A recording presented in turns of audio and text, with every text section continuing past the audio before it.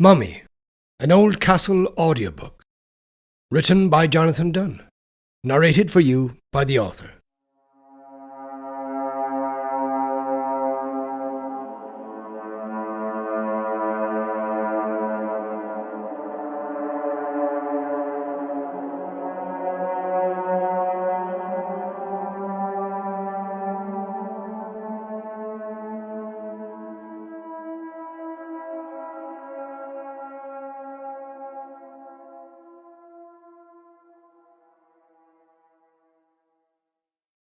No eye at all is better than an evil eye, dark master.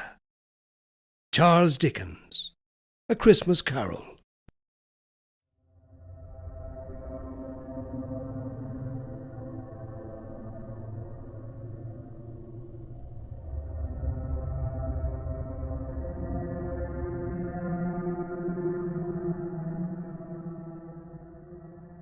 Act 1. The combing of the dead. You have come on the most important night of my life. Tonight we have Mrs. McIntyre in the prep room, and Mummy has granted me permission to carry out the combing of the hair act. Act 1. In this noble and ancient art of embalming. She finally trusts me. I have stood at Mummy's side for years, watching how she works the corpses. But tonight it is finally my turn to tend to one of my friends. Yes, they really are my friends, because they lie there and remain quiet and still. I can trust my special friends not to touch me or make noise or stare at me, looking for strange signs in my face. I don't know what signs they're looking for, but the brain doctor in the city told Mummy about these signs and to watch out for them. But Mrs. McIntyre doesn't know that she is merely a subject in this, but I'm sure she would be proud if she knew she was the first one. I could tell her, and I would like to tell her, before she goes to the ground. Mummy says that the ground holds so many secrets. Mrs. Margaret McIntyre used to live in Oldcastle. Now she is dead in Oldcastle. She and her husband Cecil used to own a shop called Lost and Found up the hill on Churchtown Road. It was a cool junk shop full of curious things. Something strange happened there once upon a time with a boy called Blake Pierce. He's also dead in Oldcastle. Mummy got him ready for his coffin. I remember him here in the prepping room. I remember his burn scars even more. Curious formations. Swirls. Those scars were really exquisite if you looked at them real up close. That was one of the biggest funerals in town. They say he found a trinket in that shop and it possessed him. They say the devil was in that trinket and it went into his head and turned him into a pyro something. Fire. But I wouldn't know anything about that. But I do know the devil exists because Mummy tells me about the devil in the Bible. Every now and again she announces a line about Lucifer. I can't remember it now, but if I hear it, I will put it down here. Don't hold the comb like that. It must be held with precision. If you're not up to the task, you have no business in the prep room. Remember, they're watching. Always watching, boy. We are the noble embalmers, Joseph. They spoke of us and our ancient trade in the Bible. We create works of art. The corpse must look better than she did on her godforsaken wedding day to that nincompoop. Mummy knows that I will create a walking, talking, embalming masterpiece of my own someday. Not only a work of art. She told me that I am her protégé on so many levels. But that's a secret for now. The world will know soon enough. Sorry, maybe I shouldn't laugh. It's strange, but when I laugh, I don't feel the laugh. It's almost as if I'm an actor and it's my cue to laugh. So I laugh. I know she's lying when she says, "They're watching." Because she's telling me what she thinks I want to hear. I'm not dumb. Just because my brain isn't running in the same direction as every other runner in the marathon of life, that doesn't make me dumb. I know they're watching. Even with their eyes closed, they're still watching. You see, I know she's lying because Mummy believes that they're dead in every sense of the word, except the last word. The dead always have the last word. And here comes my hollow laugh again. Sorry. But yes, the dead always have the last word. Mummy says she's been in the embalming room too long, and all this death has soured her vision. I don't understand what that means. Her eyes look okay to me. Although, saying that, those eyes do look a little bloodshot this evening. It suits her. That rosy shade bleeding into her yellowed, rheumy, sick eyes. I don't understand most of what comes from Mummy's moving lips, especially when she mutters the strange biblical stuff while she's prepping the corpse. That's another word I don't like. Corpse. I prefer to call the corpse by his or her name. Why should they lose their names when they come to our home? There is far more life in these bodies now than there ever was when they were breathing. You just have to look through my eyes to see it. Imagine you're at a funeral home, just like my home here, looking down at your loved one with their lips sewed shut, and their nostrils plugged with injector needles and cotton plugs saturated with cavity fluid or disinfectant to prevent leakage. Sorry, I sound like a robot spouting it off. That's because Mummy has drilled it into me over the years. Suddenly, you see your loved one's eyeballs bulging and rolling left and right under their lids. That teeny-weeny movement goes off like a nuclear bomb. I don't like the word prepping either. Mummy makes it sound so clinical, cold and detached. Cold and detached. Those were the same words the brain doctor in the city used about me just a month ago, when he was speaking with Mummy. We go to Limerick City once a month for an evaluation, though I don't understand what that even... Don't think I can't hear you, boy. Over there, whispering sweet nothings to yourself. Psh, psh, psh, psh, psh. It wasn't me, Mummy. It was Mrs. McIntyre.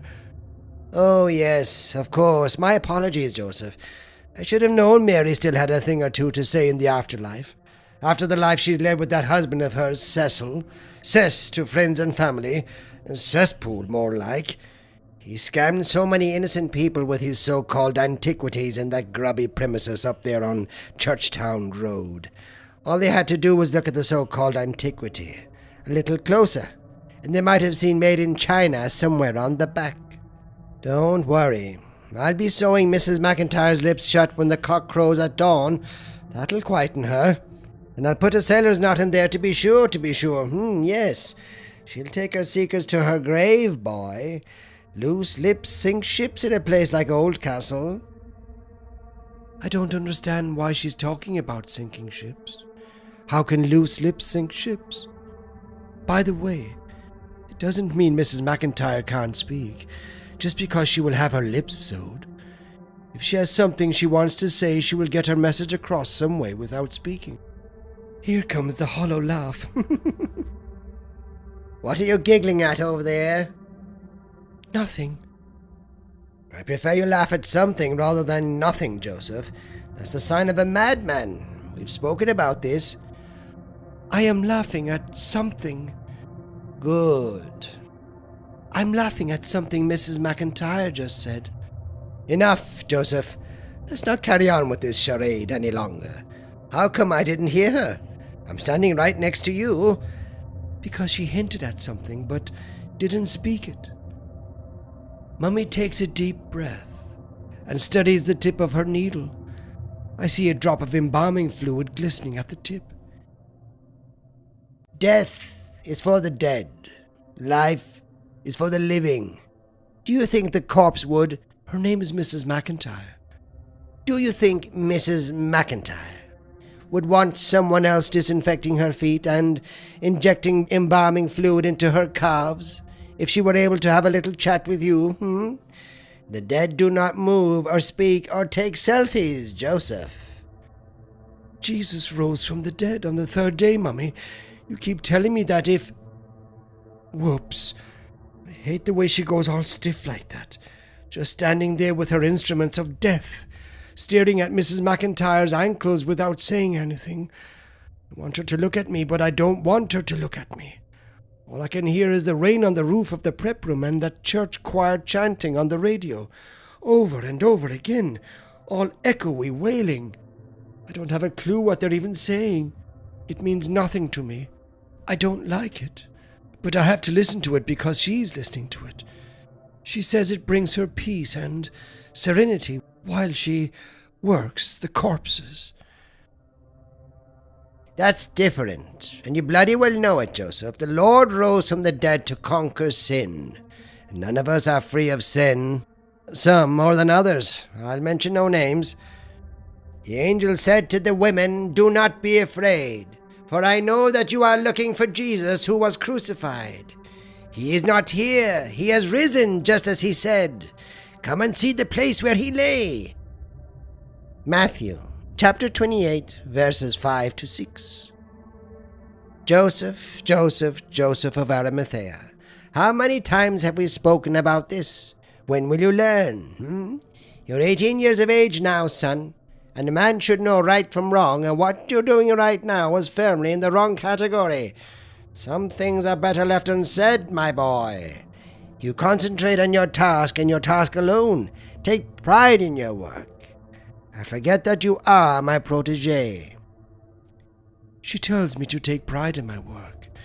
I do take pride in my work, more than Mommy will ever know. I hollow laugh inside my head. How is that hair coming along? Mrs. McIntyre looks better than when she was alive. She nods approvingly. Every strand must be loose and free, Joseph. Loose and free as the wind. She should and must look better than she ever did when she was alive. That's our task here tonight, boy. Her loved ones will be hovering around her casket and wondering if she's really dead. That's when you'll know that you've carried out exquisite embalming work. Oh, the satisfaction I garner from my work, Joseph. Her voice cracks and she turns away. She wipes her bloodshot eyes. She has changed in the last few weeks. Not only in appearance, but her emotional state. That's an expression I learned from the brain doctor in Limerick City. Has changed even more. Only I notice these small changes, these small cracks in the surface. Well, say something. Cat got your tongue? I don't know why she says that about Mothball. He would never go near my tongue. Well, there was that time when he got in here one night and chewed on Mr. Garibaldi's left pinky finger. Mommy lets nobody in the prep room, especially Mothball. Mommy's orders. She says the room must remain sterile. She goes berserk when she finds cat hairs on our subjects. That's another word I don't like. By the way, I put these exclamation marks to portray emotion. I think those are the words the brain doctor told me. He says I need to work on showing my emotions. So let's start with exclamations on paper to help identify where I should be excited or something. Yes, look at me. I'm emotional. But if you were here with me, you wouldn't see that exclamation mark or hear that exclamation mark because I lack emotion. The doctor says this to Mummy, but I hear him and I'm not stupid. His voice doesn't lack emotion. It cuts like a cold slicing knife blade. The brain doctor told me to keep a diary, so this is my diary. I've decided this will be my work logbook and not my diary for reasons you will soon come to understand. It will be of use someday. How art thou fallen from heaven, O Lucifer, son of the morning? Isaiah chapter 14, verse 12. Mommy likes to blurt out random lines from the Bible. Maybe they mean something, but she never explains. Joseph, how is the combing of the hair act coming along? She has beautiful hair, Mommy. Really? Yes, Mrs. McIntyre always had a wonderful head of hair, God bless her. It was one of the few things Mary had left in life that she can be proud of. Now, keep your eye on your task. Every strand of hair on her head must lie loosely, and if I happen to drag a garden rake through it, those hairs should part with a fine, lustrous, and silky texture. Just like the brain doctor's voice. I'm not so sure about that, Joseph. But you're lucky tonight because I don't have a garden rake at hand. But I do have the wide-toothed comb upstairs in my bedroom. When you have finished the first combing of the hair act, I will perform the smooth glide root-to-tip test. Yes, Mummy, it really is beautiful hair. I remember seeing her on the streets of Oldcastle, and I never thought I would get to know her hair. Joseph, your mind is a bloody marvel. Sometimes, just for a split second, I wish your father was here to witness what he co-spawned. I would love to take a walk up there inside your head someday. We're going at a quick clip, and I wouldn't want to delay, mind you. God only knows what's going on in that head of yours. Here comes the hollow laugh. She knows what's going on in my head, and I love her for it. Joseph, be a dear and bring me my nightly infusion. And prepare it just as we agreed. It's going to be a long night. Tomorrow morning at cockcrow we will sew the lips and the body will take what secrets it has to the grave. Yes, she will. Tomorrow night we will tend to the eyes. She stops to think. She will take what she has seen to the ground. The ground beneath our feet holds so many secrets, Joseph. The good eventually seep to the top. The bad ones sink deeper and deeper until they burn in the fiery tongues of hell. Only then will the keeper of the secret be absolved of their mortal sins. Do you understand what I'm telling you, Joseph? I nod, but I don't really understand. Mummy believes the eyes should be capped and blinded at night, while dark surrounds us. She says that it eases the corpses into eternal sleep. And for once I agree with her opinion. It shows great understanding on Mommy's part because she doesn't know the dead like I do. She knows the dead like a butcher in a butcher shop knows where to make the cuts. And I still love her for it. Mummy turns from me to look at Mrs. McIntyre. So now is your chance, Mags. One last night of freedom. Live a little. She huffs a tired chuckle. I'm going to come down here and speak to Mrs. McIntyre when Mummy goes to bed tonight. Maybe she would like to share something before she goes to the ground. Mummy doesn't like when I do that, but I also want to acquaint myself with Mrs. McIntyre's face. I want to really get to know the symmetry of her lips and eyes, so that I'm fully prepared for Acts 2 and 3 tomorrow, and however many more acts before the final act. I stall at the prep room door as I leave to go next door to the house. I'm going to prepare your infusion, Mummy. She looks up at me, and I see the strangest look in her ill eyes.